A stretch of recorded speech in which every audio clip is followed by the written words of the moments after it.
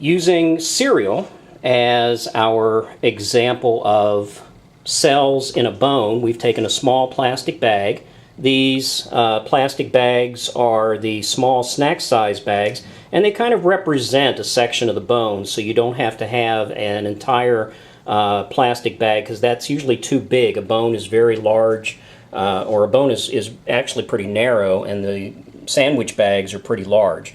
So what we want to do is take a snack size bag and pack it densely with as many bone cells as we possibly can, and that is bag number 1.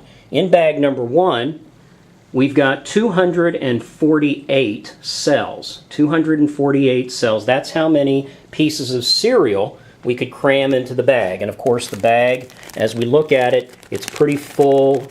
We don't want to squeeze it too hard because, again, this is cereal, but we want to make sure that the bag is packed so there's not a lot of room moving around in the bag, because we want to simulate how dense and how much the cells pack into each other and how dense the bone is itself.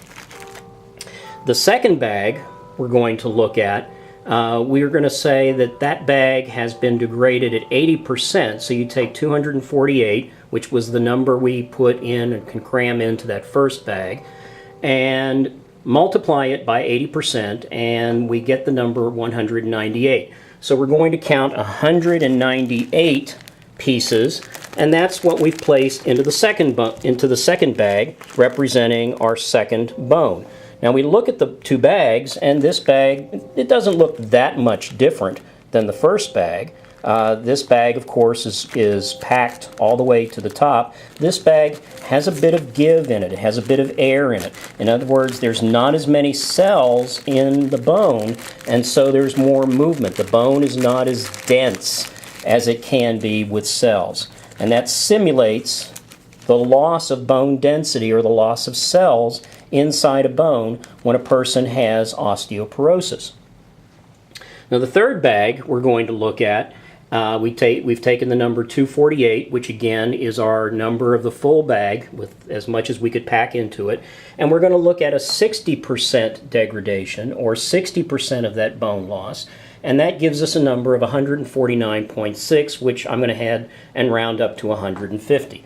So there's 150 cells within this particular bone segment, and as you can see, there's quite a bit of movement and quite a bit of space between the cells.